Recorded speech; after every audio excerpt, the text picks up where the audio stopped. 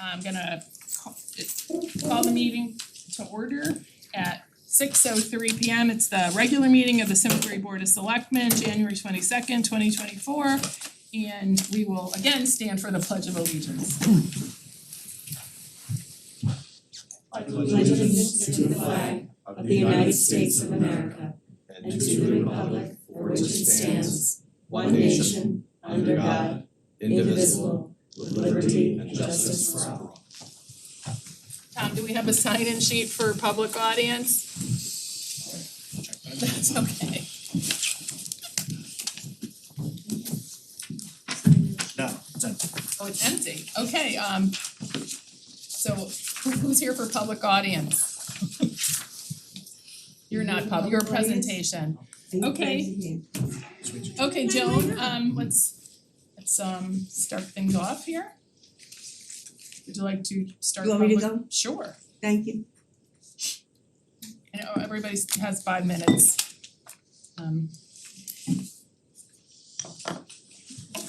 Joan Coe, 26 Whitcomb Drive. It appears that the Board of Selectmen will not rescind the rules and procedures pertaining to public audience. The Constitution has lasted for hundreds of years, protecting the First Amendment and people's rights.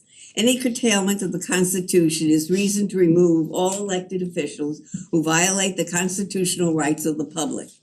In a recent article, Steve Goodett states, Simsbury Town Attorney Robert DiCrescenzo, who was asked by Code to undertake a review of the new policies after they were adopted in December, disagreed with her interpretation of them, end quote. The new policies, he said, reflect those concerns, but do not limit free speech. Quote, none of these rules of decorum affect the First Amendment, end quote, DiCrescenzo said, adding that there are no limits to the subject matter that residents can bring up. The Board of Selectmen is entitled to set reasonable time, place, manner, and restrictions within a public forum, end quote.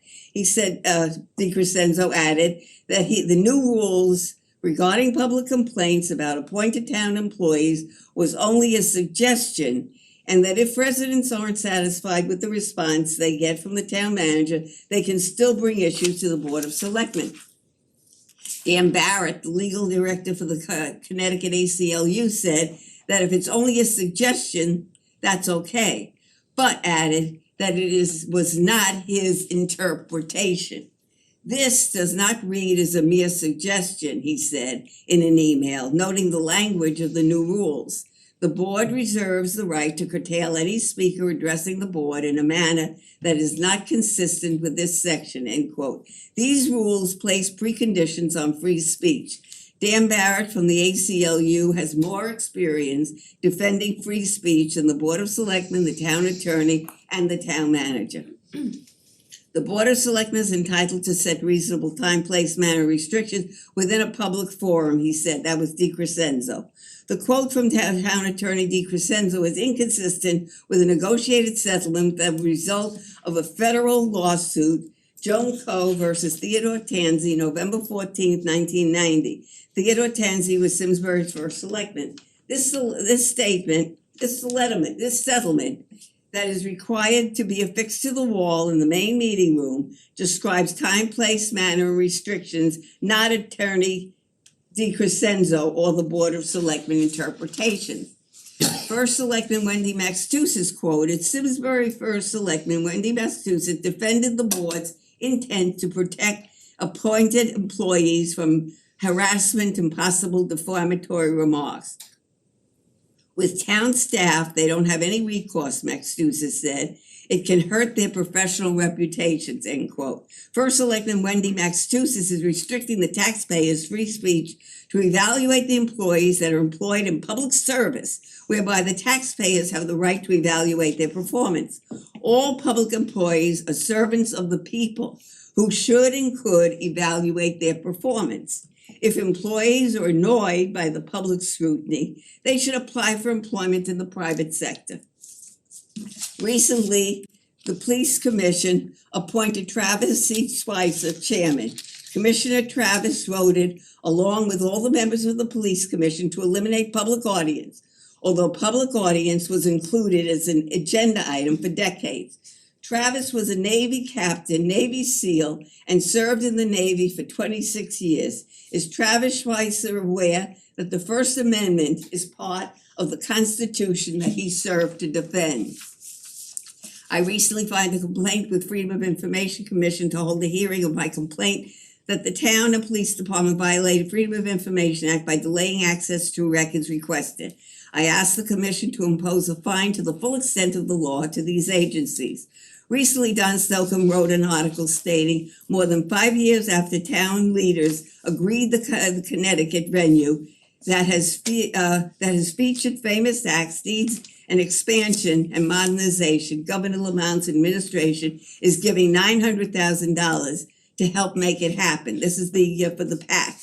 The grant will help for a permanent restroom building, a green room for performers, new storage for production equipment, and other improvements for the Simsbury Meadows Performing Arts Center, which bills itself as the state's second biggest outdoor theater. The Simsbury Performing Arts is a private 501c3 and non-profit organization. The $900,000 is just a small part of the investment that the taxpayers will be asked to fund, limiting other more important projects in a tight budget. Permanent restrooms will require Thank you, Joan, your time is up. pumping Do we station have to anyone deliver else the here for waste to the public sewer audience? department. Additional buildings Lori, and would you storage like to? facilities will create an Time is up, environmental Joan, disaster. and I please ask you to All stop. costs and future costs above the grant money should be Joan, paid your time by the is up, private so you could Simsbury stop Performing talking and we can organization, have not other the people taxpayers. speaking. And all of my comments will be posted on Simsbury Pat and Twitter at Joan Co. Thank you for listening. Just a couple notes I just wanna make is we did go to some presentations with FOIA attorneys at the presentation, and public audience is included in our charter, which is why we have public audience, but per FOIA, it is not a requirement to have. And so whatever the police commission did, it was probably okay by FOIA, and it was a decision by their board. And that is also something that we can revisit during charter revision. We do not plan to do that. We do not want to limit public speech and free speech. But just so you know, according to FOIA, it is not required if it is not in your charter. We all heard that at this meeting from the attorney. So I just wanted to point that out. And I will be happy to reach out to Dan Barrett with the ACLU and explain what happened here if there are concerns of us limiting people's speech and liberties. So thank you for pointing that out, Joan. But this was a federal Lori, case. would It you was a like to negotiated speak now? settlement, and it has to be observed. Lori? Yeah, can you give me a 30-minute warning? Can you give Oh, me? yes, I will. a Some people don't 30-second want a warning, so No, I know, and I'm going Okay, I'm off going. script tonight because I don't know where my notes are from 2 weeks ago. Okay, So I'm I need the starting. 30 seconds because I can be Okay, I'm chatty. starting. Okay, thank you.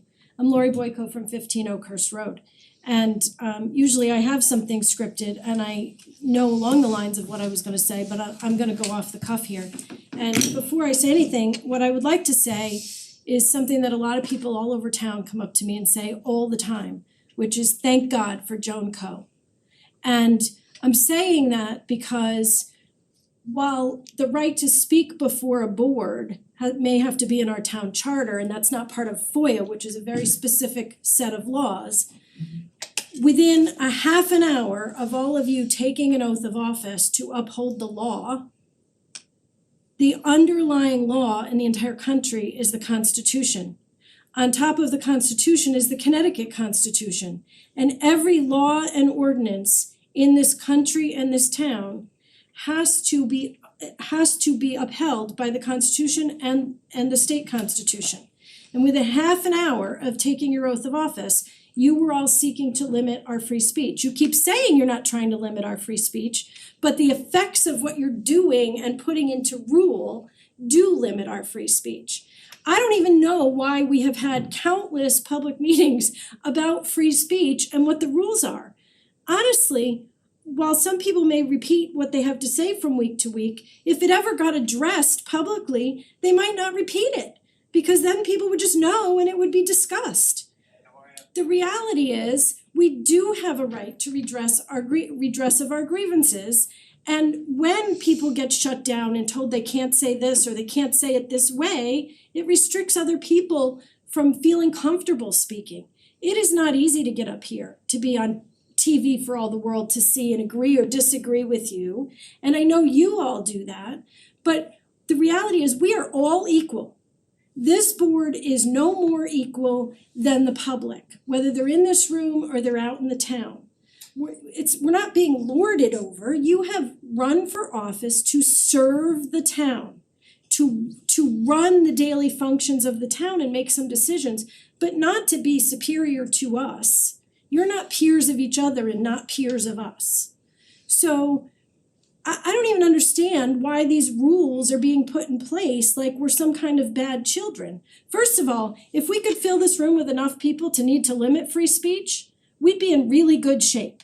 This actually says 30 minutes. That is a federal court case negotiated settlement that says no less than 30 minutes.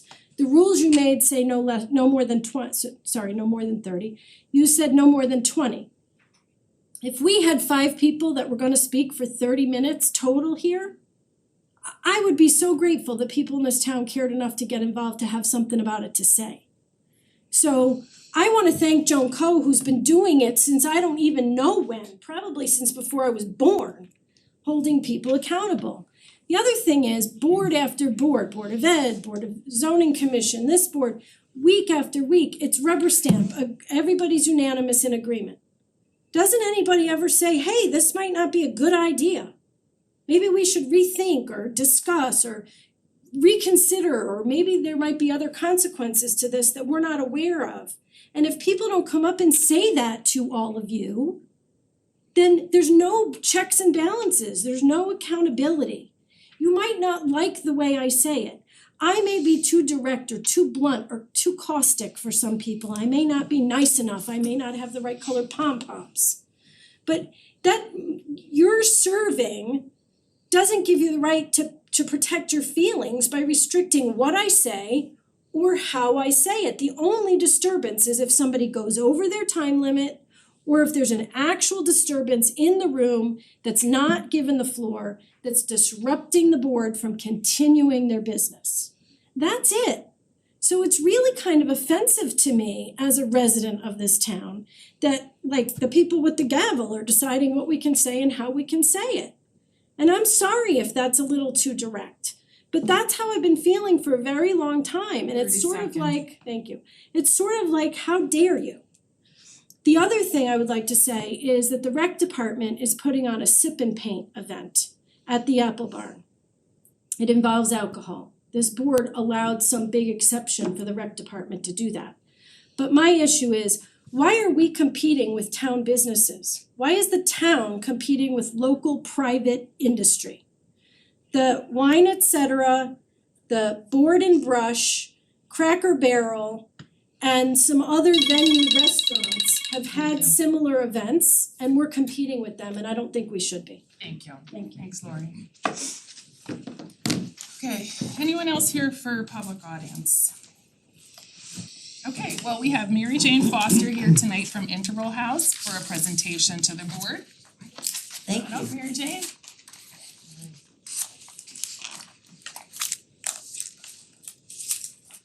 Appreciate it.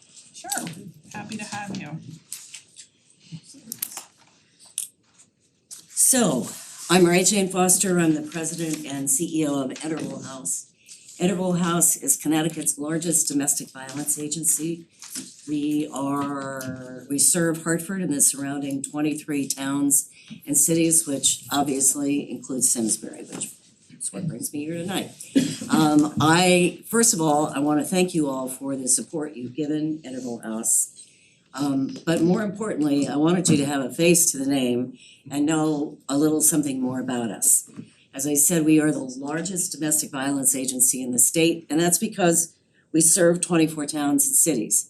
And they range all the way from Granby to Marlborough, to Ellington, to Simsbury, West Hartford, Avon, Farmington, and then to the urban areas like Hartford and Manchester. It's an incredibly rich and diverse geography and people and socioeconomic.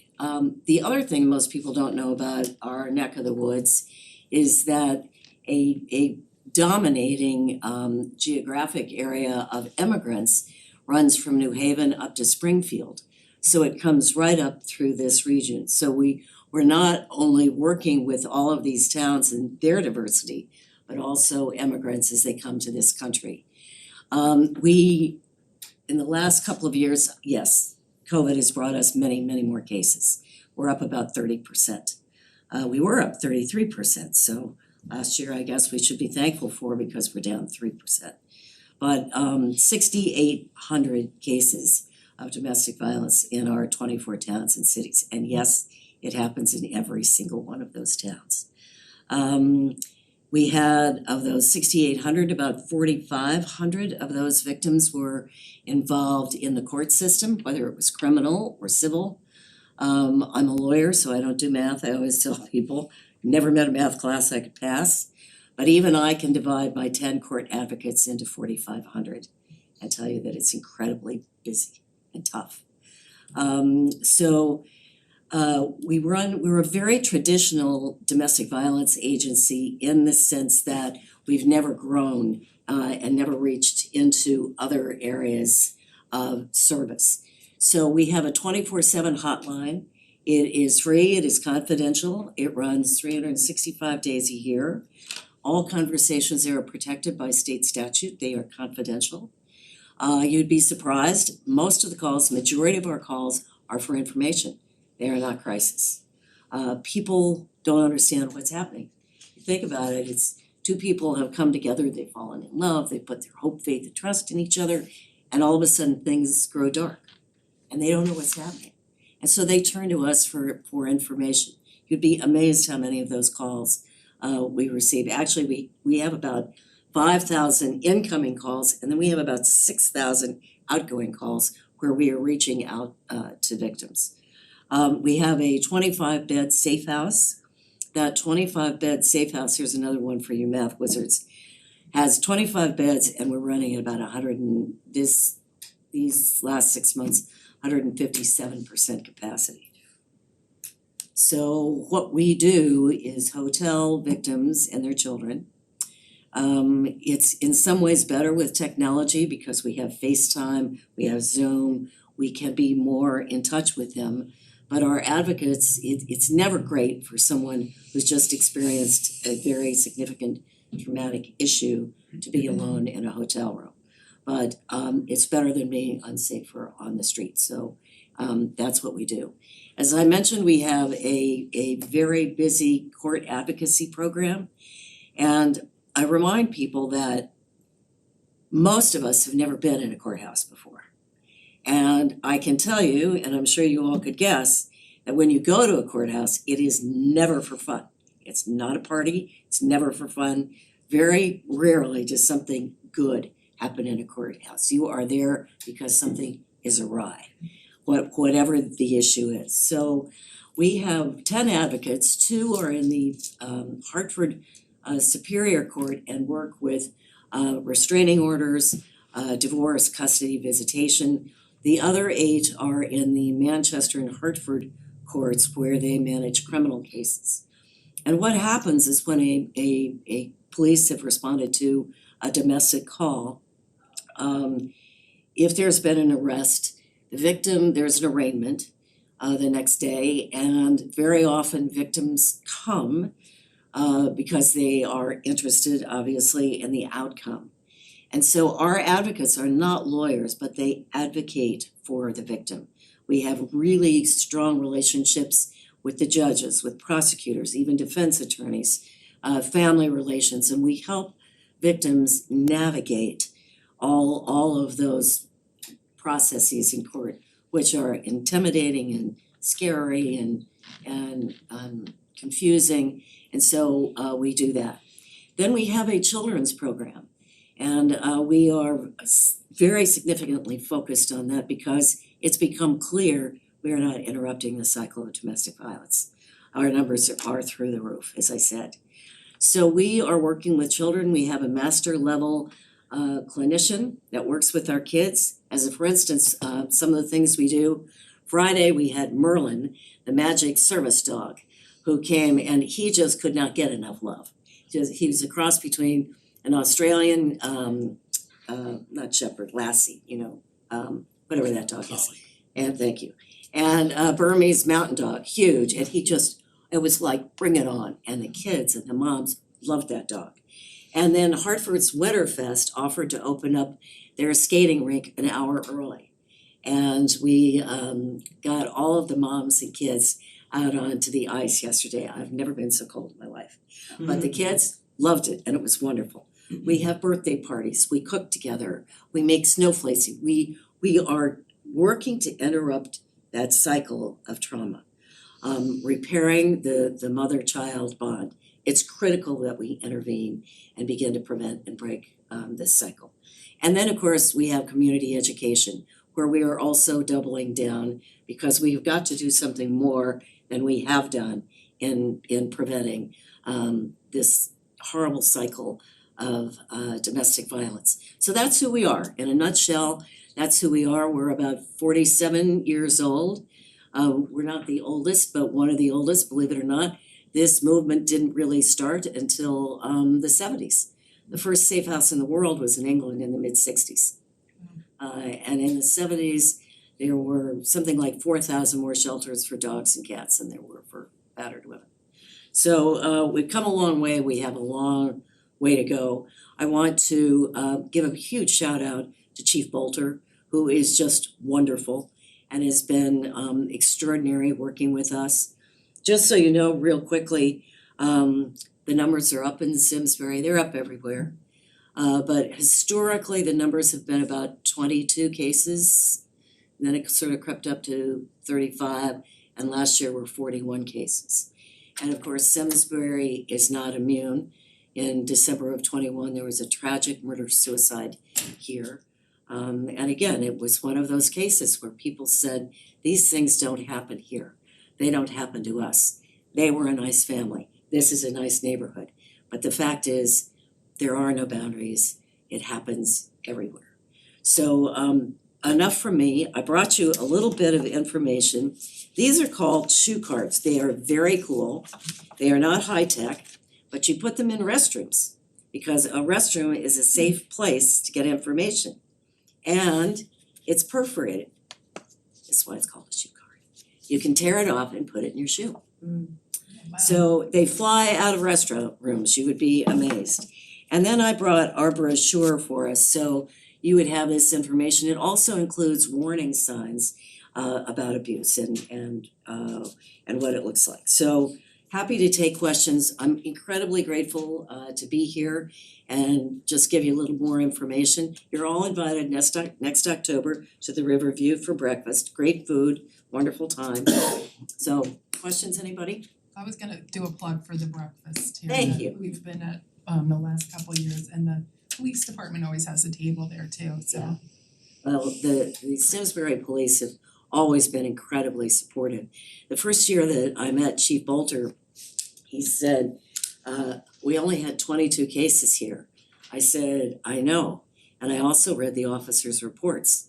All 22 of those cases were deemed by Simsbury police officers, not me, Simsbury police officers, as high risk of danger. And he said, I know that. So it could have been we only had 22 cases or we had 22 dead women. That's how close it was on those cases.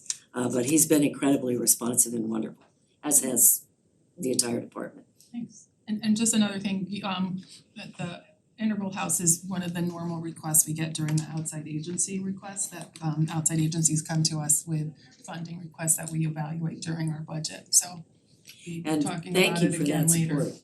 Makes a huge difference for us. Thank you. I have one. Sure. How do you get brochures? I have a restaurant and I'd love to have those available. Oh, I can do that in a nanosecond. I Alright, love time's coming to up. Simsbury. She has some, so you could take all the I ones we have. actually have quite a few right with me. Cause I'll put up a display and stock it, keep it stocked. Oh, that's It sounds wonderful. like- It's a horrible thing, but anything we can do. That would be great. One of the things people always think I'm gonna ask for money, and generally they're right. But the far more important thing is for people to stay connected. You don't have to be a domestic violence expert to stay in touch and say, hey, how are you? Thinking about you today, anything I could do. I'm here, that's all. That's all you have to do. So stay connected and please tell people that you met somebody from Interval House and who we are and what we do. The more people know about this issue, the less shame involved, the more resources we can bring to any kind of situation. So talk about us, talk about the issue, shine a light on it. And that's the most important thing you can do. But we also appreciate your financial support. Thank you. Thank you. I'll get some of those brochures. Here, this is for all of you. Okay, Somewhere I have my cheat sheet in there. alright, thanks, Mary Jane. Well, thank you. Thank you. Appreciate it. Um, Contact information. Pardon me? Do you have her contact I do. information? Okay. So I can share with the board. Mary Jane, I'm gonna share your contact information with I'll the, contact you for Great. that, oh, but I'll take all those, This will get you started. by all means, thank you, Thank you. I appreciate it. And you look great in that sash. Objection. and we all have to get sashes, set a standard here. So for Selectmen's report, I didn't really have a lot. I talked about Martin Luther King Day, I put the budget schedule in it, a little bit about keep Simsbury warm and some office hours. I do wanna just give the board members a heads up, a couple things that are coming. We will be facing the budget after February 15th, and that's gonna take up a lot of our time, probably most of our time. But we are still talking about some of the abatement programs that will be coming to the board that we've heard from the fire, and there's potentially another one that right now Mark's working on. Couple of things that I've asked about, so I'm not sure when this will come and when we'll get the information, but the opioid money that's out there at one point, we were told that it was social services going to make recommendations on that, but it is a policy decision for us to look in and see if there's any other uses that we would like to add or change. So hopefully that will come to us at some point, and the same with the NIPS program. I actually heard from a business owner who asked us what we were doing with the NIPS money. So I forwarded those questions on to Mark. We will be working on goal setting. And then another topic that is not really within our wheelhouse, the apartment complex. There is a potential, and Mark, we don't have to talk about that now, but if we wanna have George come to a board meeting and present to us and allow us to ask questions, outside of the zoning, planning, that's something else. And that's all I'm gonna have tonight. So I'm gonna turn it over to Mark. Thank you very much. Good evening, everybody. I'm also gonna be brief. As I mentioned earlier, just starting my third week. So just wanna give a shout out to all of the members of the public, many of whom walked in, and must have been 24 people who have just wandered into town hall and wanted to meet me and say congratulations and kind of put a face with a name. So I'm encouraging folks to who wanna spend a little time with me to call ahead so that I can actually have a few minutes to speak with members of the public, but it's the high point I think of my day when I can interact with members of the public and help answer questions. But I was really touched with the sincerity of the welcome that I've received by the entire community. Today I have started my external tours of various facilities and outside stakeholders, intending to visit all our schools, many of our businesses. There's a lot on my plate. As the first selectman indicated, we are knee deep in budget. So far, I think we've met with almost every department, and we have their preliminary asks in front of us, and we've got staff working the numbers and crunching that information so that we can get our budget to this board on time, if not even a few days early. Just wanted to mention that I'm reaching out to each of the members of the board of selectmen to spend a little one-on-one time with you all. And if I haven't already reached out to you, please look for my call in the next day or two so that I could get some meetings with you on the calendar for this week and next, and learn what your priorities are, and also spend a little time talking to you about what my initial assessments are. I'm not sure if we've conveyed from the TM's office that we have, I know you funded it, so you're aware that GovHR is working on a classification study.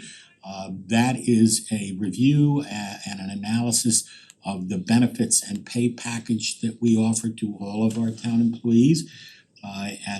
Today, in fact, was my first department head meeting at which we notified all department heads that all town employees will be receiving contact information from GovHR and from my office explaining that this process is data collection.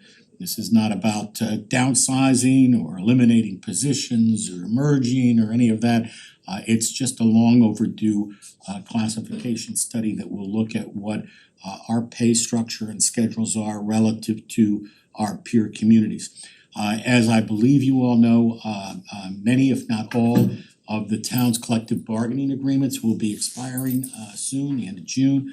And so no sooner are we through the budget process, but my office will be leading negotiations with all of our unions. So the classification study should be done by May.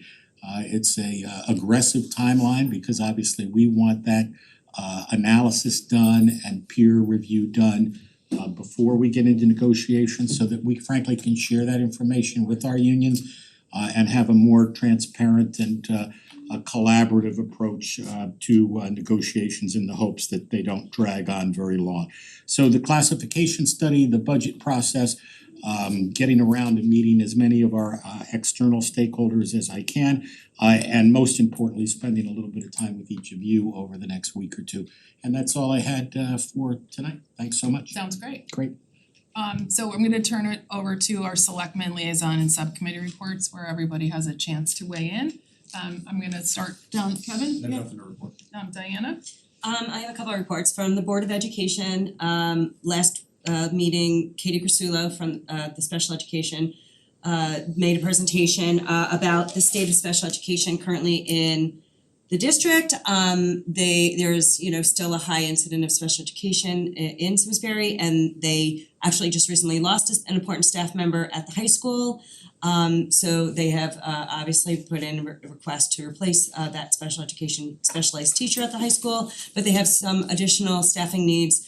That one is across the district and a few are specific to the intensive learning needs program at the elementary school at Squadron Line. There was a lot of questions around the special education and transportation and outplacement at the presentation, and I will once again reiterate that it is always more cost effective to have additional staff hired within the district to, you know, than it is to outplace these students. We have actually we are down one outplacement student versus last year's budget. Last year they were at 49 outplaced students. This year we're at currently 48 outplaced students, and they are trying to bring a few back to educate in district. So that was the big Board of Ed thing that happened at the last Board of Ed, and tomorrow they are looking at some budget things. My other report will be for the Aging and Disability Commission meeting. We were supposed to meet last Tuesday, but because of the storm, the meeting got canceled. It did get rescheduled to a special meeting, which is going to take place tomorrow. There is predicted some snow, so now we have amended the meeting to be virtual only, so we will continue to meet. And the big thing that's going to happen, at least for me, at the meeting is we will be nominating a new chair of the commission so that I can step down as chair of that commission and remain on as Board of Selectmen liaison. Steve, anything? No, we had the Main Street meeting, but nothing really to report. Okay, I have nothing for tonight. I have for planning, from the January 9th meeting. The planning commission, they did take a look at the Hartford South application, for the 580 proposed units. And they are sending back to zoning that the application is on balance consistent with the P O C D, but they have some recommendations of 3 stories instead of 4, scenic presentation, mixed use, some options for purchase rather than all rental. But there are certain applications with the planning department that when they go to the planning department, they're required to go back to zoning, and if zoning does not give a positive a recommendation or motion, if it's neutral or negative, then the zoning commission has to override with a supermajority vote, but this was not a requirement.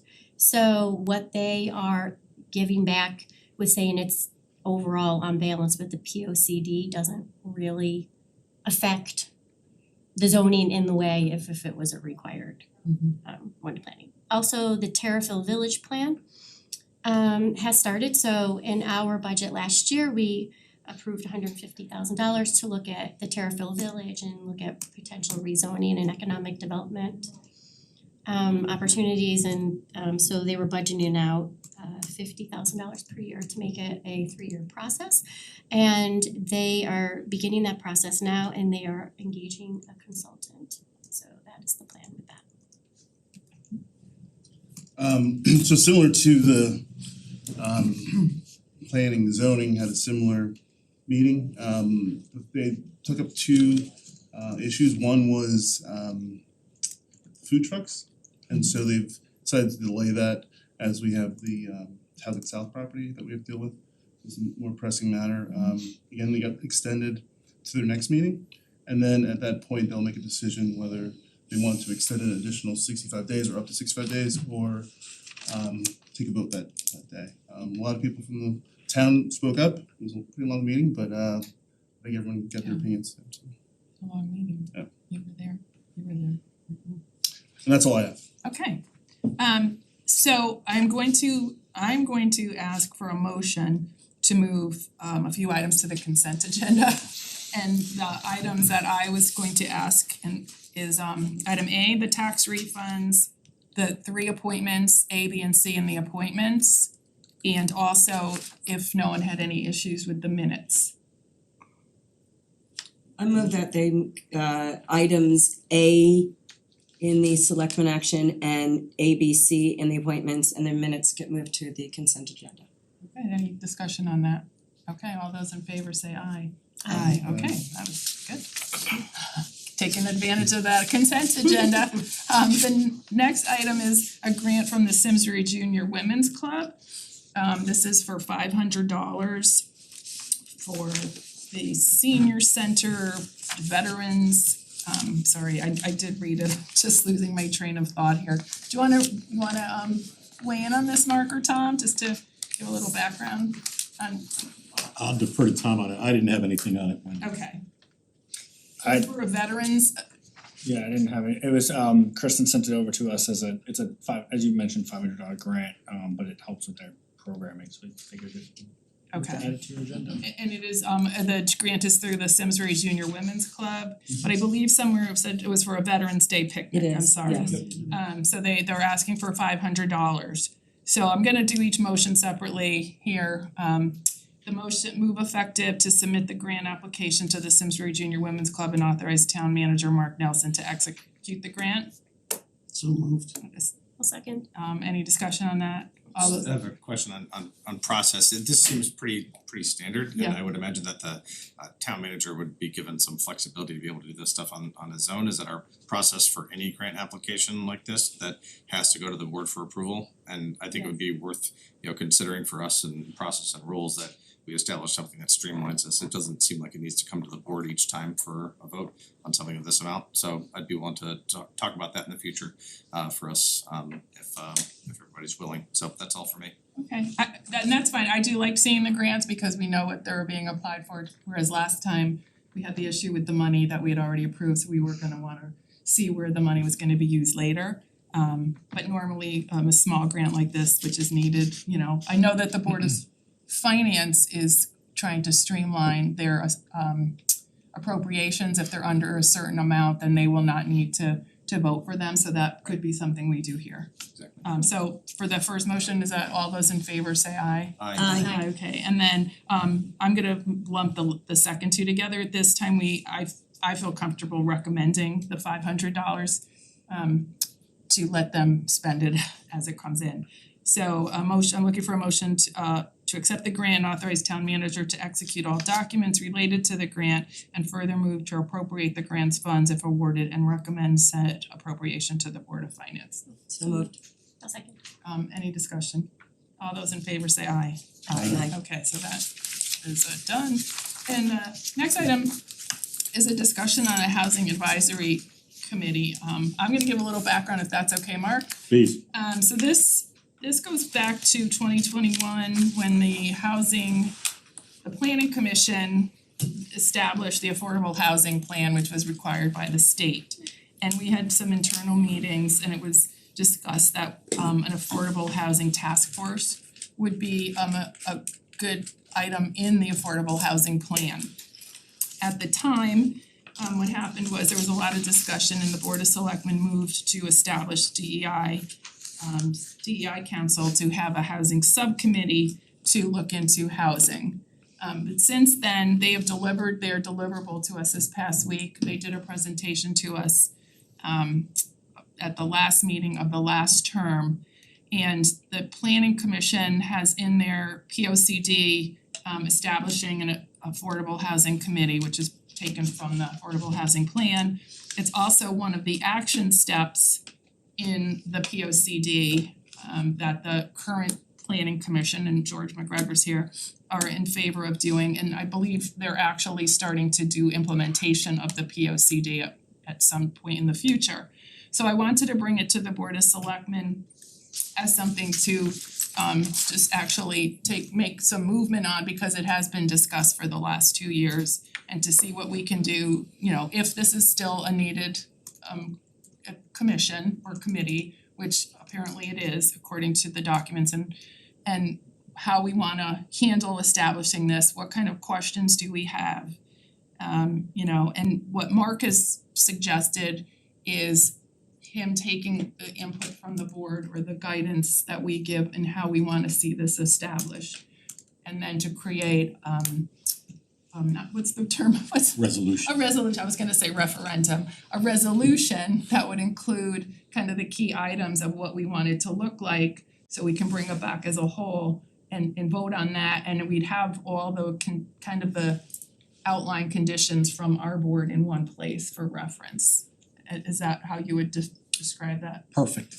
Okay, so I wanted to just bring it to this commission to discuss thoughts on this. Like I said, I've had a lot of thoughts over the last 2 years.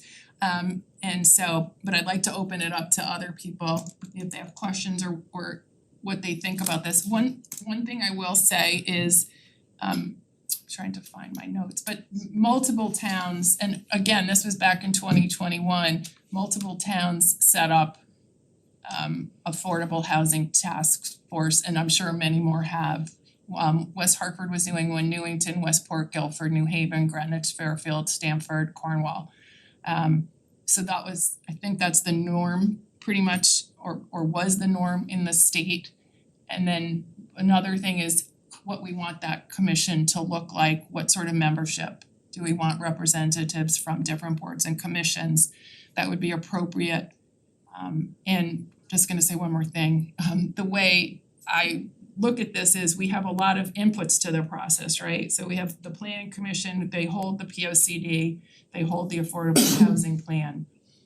Lee Erdman, our past town manager, put together a lot of ideas and thoughts on affordable housing and how we could potentially, and I don't wanna just say housing in general, right? Things that we could do as a town to go into that process. And that we also have the feedback and survey from the DEI commission as input to use. So somewhere in here, we have to formulate some tasks and outputs that we desire. And so that's all I'm gonna try to say right now and open it up to the board. If I could, Wendy, just let Yeah, me sure. add two things. So you mentioned, and I'm glad you did, the concept, which is that we'll bring this before your board for consideration as a formal resolution as opposed to a discussion and a motion that because this really I think is important that we're able to craft a resolution, circulate it not only to you but to other potential stakeholders, and make sure that we're moving forward in a thoughtful and strategic way. So one of the advantages in crafting it as a resolution is you can get a little more detail in terms of the composition of and the makeup of the board, which is important, but also I'd encourage your board to consider things like whether you would want a sunset provision in it, whether this is in perpetuity, whether it's just for the 2 years that you're seated. And you know, the advantage too, I think, in the resolution is your preamble, your whereas clauses can more accurately convey in a transparent way to the public why you're doing this. So these are all the reasons why we need to have this committee, notwithstanding the fact that the DEI subcommittee has been operating in the space. I think it's gonna be good. So our goal in the town manager's office is to get a draft resolution to you all early enough for you to have that kind of conversation. So just wanted to throw that in. Okay, and this is really just to kind of get consensus from the board if we wanna move forward on that and have Mark work on it so that it comes from the board. The interest in doing that, and he has already discussed this with George and Tom. And actually our planning commissioner, Aaron Levitt Smith, is in favor of us helping facilitate this getting moved forward. Because it would have to come to our board, you know, if they're going to start taking up working on the implementation plan. If this is part of their implementation plan, they can move forward on it going forward. And George, I don't know if you're here, if you'd like to weigh in at all on this, and or if people have questions, it's just I kind have of a an question for open you. discussion. So do we have a clear goal for this? Because there's a few housing authorities, there's a lot of housing committees. And just to be sure that this isn't just adding another level in, so we have a clear, this is what the goal is for this versus outline what the other committees are supposed to be doing. Well, if I may, Yeah. I think that the answer is that two-part answer. One is that while there have been my words, others operating in this space, the top-down direction of and the visioning for how that should proceed, and more importantly, how quickly it should proceed, I think needs some stronger guidance. I think one of the problems with forming subcommittees, boards and commissions in general, boards, not commissions, but certainly, you know, putting committees together is without a thorough and clear and concise mission statement, there can be scope creep in terms of, well, what exactly are they looking at? It's already a very difficult and challenging space to work in. So I think that hopefully that answers your question. We don't wanna add another layer of volunteerism in committees and work on already taxed staff certainly. But my initial analysis, and I've only been here 2 weeks, is that we need to be moving more solidly in whatever direction the policymakers set. Now, whether that is that, you know, we've got a new board, town manager, but the town has some very interesting development proposals in front of it. And we need some clarity. I think that's why the first selectman has been pushing this and rightly so. So I see this as a very important committee, and you know, would recommend that the board take it up you know, along those lines. I was gonna I'm sorry, I just wanted to clarify. One part of this that I would suggest is that we sunset the housing subcommittee on DEI. Because they did finalize and present to us the results of their surveys. And they actually, when they presented, I believe on the 13th, had said that this is something that they supported. That was part of their presentation. And so I feel like it would lift it up to a level where we have representation on different boards and commissions that might be able to help address some policy. And I don't know if you were gonna address the housing authority because you know more about it than I do. Well, yeah, I can address the housing authority, but I was actually gonna bring up the same point as you with you know, kind of consolidating all of the different piece from zoning, piece from planning, piece from DEI into one effective housing advisory committee with all the stakeholders involved, I think would help move it forward. So the big elephant in the room regarding surrounding this is we do have a housing authority that exists currently, but the housing authority as it exists currently, and Georgia, I don't know if you know how much you know about the housing authority, and you could Stefan is here as well, is that in its existence currently, it is not set up to address the needs of housing and affordable housing and housing growth that we're looking at here in Simsbury and how we wanna move forward in policymaking. It exists in a income-based, need-based, with often with a disability, well, part of the units there have a disability part to it, and they get state funding. So it doesn't operate in its existence as a mover of policy for affordable housing. It exists in state funded applications, and it is limited within its scope. It cannot receive federal funding. If we were looking to expand the housing authority, I think they should have a seat on the table potentially within this housing advisory committee. That's something we can look at.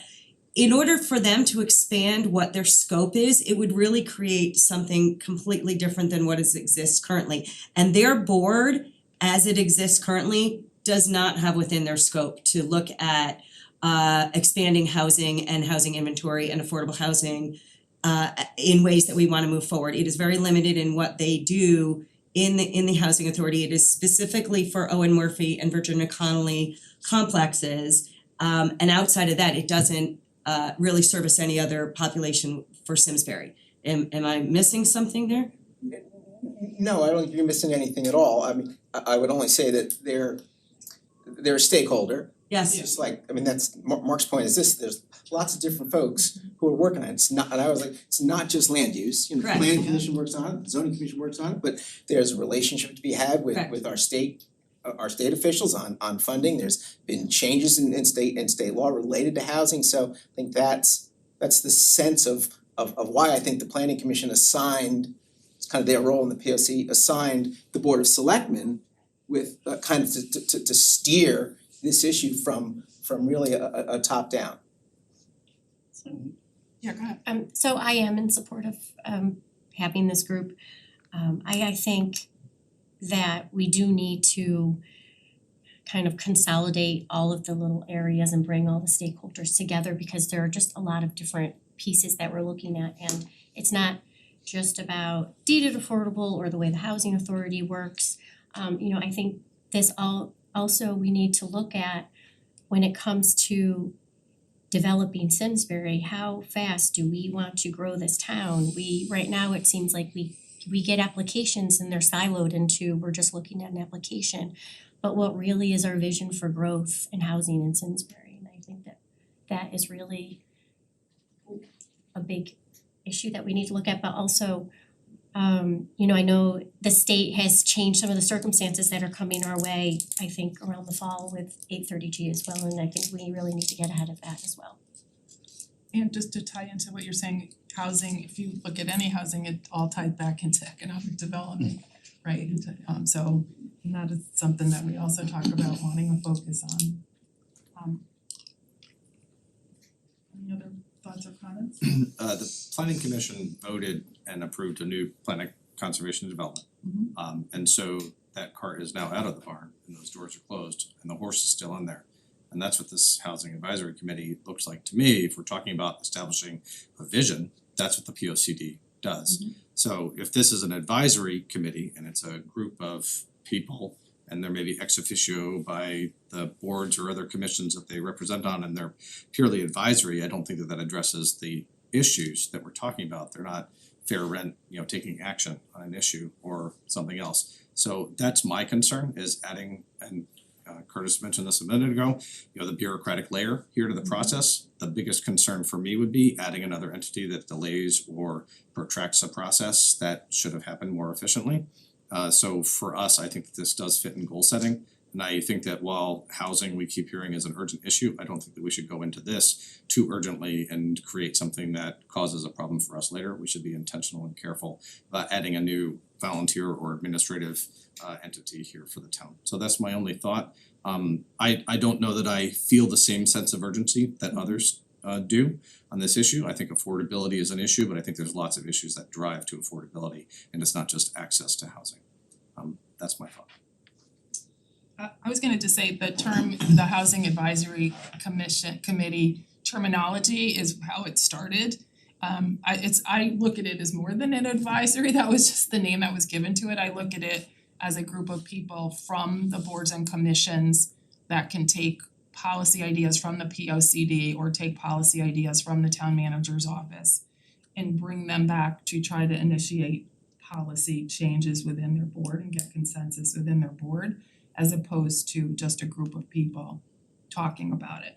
That's how I envision. I don't know how to make that, obviously, how that happens, but I look at it as more than just a group that is there to talk. I look at it as a group that's there to take input from the P O C D and from these other sources and make something happen. How to do it, I don't know, and that's where I would defer to Mark and to generate ideas from us or George and his team. So I guess I'd like to just get consensus from this board if they think that it's something that we wanna pursue. It may take time, but go ahead, Steve. No, I think it will help sync some of the boards, as you mentioned, there's several boards that overlap.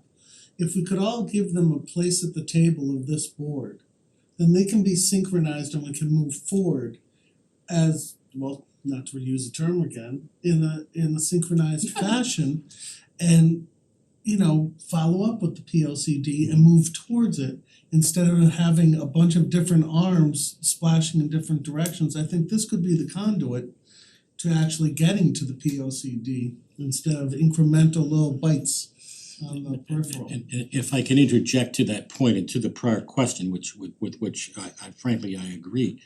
I see this board, and I think again, going back to the idea that we can conceptualize it better when it's in front of you as a resolution. But I see this board as actually helping with the implementation pieces, whereas other, and I mean no criticism of existing structure, but you say, well, you recommend your advisory, well, okay, so I've got a binder in my office of what they recommended. But I see this as operating slightly differently. Absorb and assimilate and get the help of others operating in the space.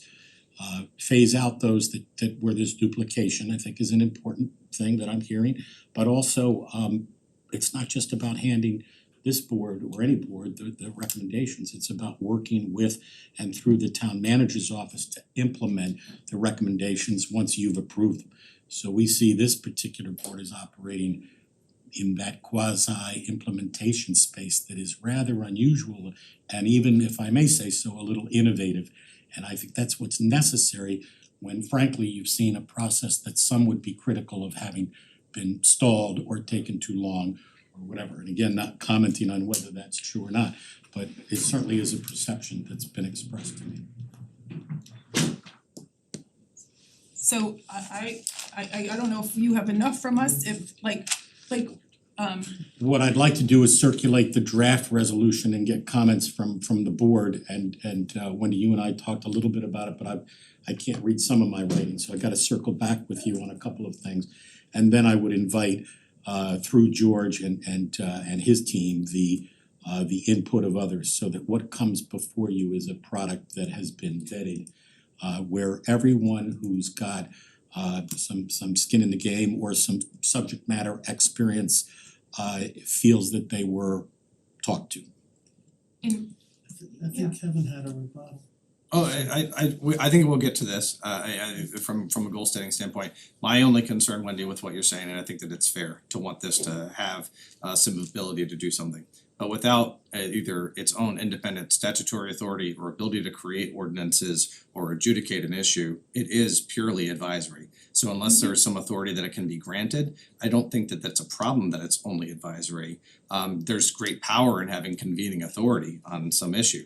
But I think that we wanna understand what that is, what their scope is, and what their report back might be to this body to create those ordinances or whatever else it is that they think are important. Yeah, and those are actually things that we discussed about, what's the reporting schedule, is there a reporting mechanism, is there a quarterly, biannually kind of thing to come back to this board or to another board to weigh in on things and to actually, things, do we wanna move on some RFPs for some land that's out there to develop housing? Do we wanna create any abatements that we might wanna have that to help initiate growth? That's not stuff that we just sit here and talk about, but we need other input and other boards and other, I guess, professional opinions on. And I'm no expert, I'm just talking about, we're just trying to get this done. So I guess what I would ask is if there is consensus from this board to have Mark pursue this, get in and around his budget conversations and things like that. Would we be? I just have another question about, I mean, is this group, would they be also able to, I saw the small cities program that we used to apply for grants through there, and that's something that we would like to start doing again? Is that something that this advisory group would be? I wouldn't vest it in a newly created advisory group, but it would continue and certainly is something that we wanna look at. But we'll circle the wagons on that and get back to you. Oh, okay. So we would need to look at what the makeup of the committee Yeah. would be and how the committee is selected, who serves on it. Is there an appointment from, you know, even the public who are not serving on current boards and commissions? And then that's something that we could put in our resolution. Yeah, Is that correct? because I mean, so at one point when we talked about this in the past, it was, you know, planning, a member of planning, a member of zoning, a member of board of ed, a member of board of selectmen, potentially economic development. I had like, you know, a huge list, but you know, as Mark points out, you don't want, you want a smaller list, so maybe 7 people potentially with people from the public who wanna, who can come in or sit on this board. So to kind of just narrow that down, so yes, that is as a point, Mark and I he talked about making sure the public's represented, you know, people not on a board or commission but have an interest in housing. And then, you know, I would see a member from this board, and yeah. Mark, what do you, I guess thinking of Kevin's point, what do you see that this group can be doing as sort of a small checklist off the top of your head that is not currently being done by any of the like planning or? I'm assuming familiarity with the report that was issued by the interim town manager with respect to the various things that might be done, and so I'll assume that everybody's familiar with that. If not, we can recirculate it, but as a former tax collector, I must say that work seemed to me to be pretty comprehensive. There were relatively few things I could think of myself that could be added to that list. If anything, it was too wide and or too all encompassing. There were a number of things that clearly didn't fit in Simsbury, for example, but good to know. And when I spoke with Lee Erdman about that work, I asked that question, and you know, it was his goal to have and present to you a really comprehensive list of things. To your question, what's the next step of that, and who is going to work on, well, which ones? These are all of them, you know, from the pool of things that could be done theoretically. Some are heavier lifts than others.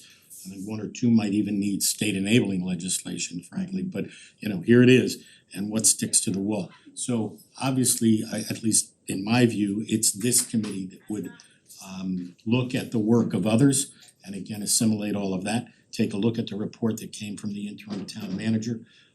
Spent a significant amount of time with our planning department and with me, frankly, and synthesize that to a group of, okay, these are the 5 or 6 things that we think in the short term this board should concern itself with, and then identify what legislation would be needed in order to accomplish that. So kind of what we wanna present you with is a roadmap of how this board could proceed depending on its priorities. And again, I think I agree with Mr. Peel that we would bring this up in goal setting and obviously have further talks about it. So I think that hopefully that answers your question.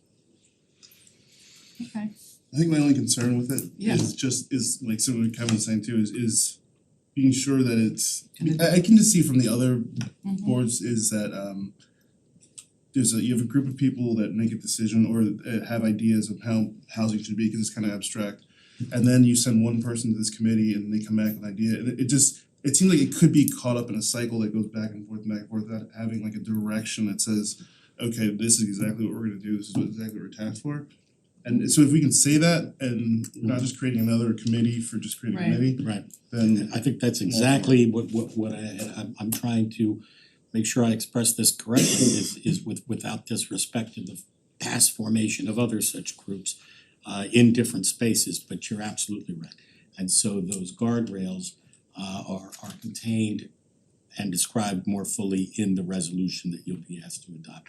Not least of which is a potential sunset provision, but most important would be whatever this board decides in terms of a time mission to do this. So you don't usually do that when you adopt and create a committee. You say, well, this is what we want you to do, and it seems to go on and it doesn't quite get where it needs to be. I think that setting, that those goals to the committee in terms of the timeline and other things, and frankly, the support of the town manager's office on this is gonna make a difference. I think it'd be important to create a very clear mission statement Right. for this group. Yeah, I agree. I mean, I get you don't want a committee just to have a committee. I mean, we've probably all been on those committees and but and maybe it's past its time. I mean, like I still believe that it's something that has a value, especially the emphasis of the state and in the country on housing. And like maybe you do say, if you don't come up with a mission in 8 months or it's not proven, you just cut it. According to the charter, most temporary boards and commissions are supposed to end before the next 2 years. board or commission, so at that point, we'll know for sure that, or hopefully before then, if it's a viable thing. But so I think you have the caveats, I think you have kind of a consensus here, Yep. if it's proven to Great. be a value, we'll talk about it in goals, because there may be specific things that we actually want this group to do, and it may be clarified there. Alright, We'll get you a draft. okay. Thanks. Okay, where are we on the agenda? So I think we are at the point, I just wanna point out the communications. We included the letters of questions to the SVAA. I think they thought they were good questions. Good. So that's going forward, and the next item is to move to, a motion to move to executive session with the Board of Selectmen, Tom Fitzgerald, Mark Nelson, and the attorney Bob D. And Crescenzo. Francine. Pardon me? And Francine. And Francine Our assessor. Phelan. So if somebody could make that motion? At this point, I have to leave the meeting. Okay. So I'm sorry that I have to abandon it. So Okay. I'll abstain from the vote and go. Okay, but thanks for staying. But just for the record. Alright, thanks Kevin. I move that we move to executive session. I'll second that. Okay. Let someone else do All it. those in favor say aye. Aye. Aye. Aye. Okay, so we're in executive session. Yeah, give me a second to get Bob and Francine. Anybody wanna anybody wanna Reese's peanut butter cups? There's some in Yes. they're in the. I'm desperate. Oh, what? There's candy in the Is there a can?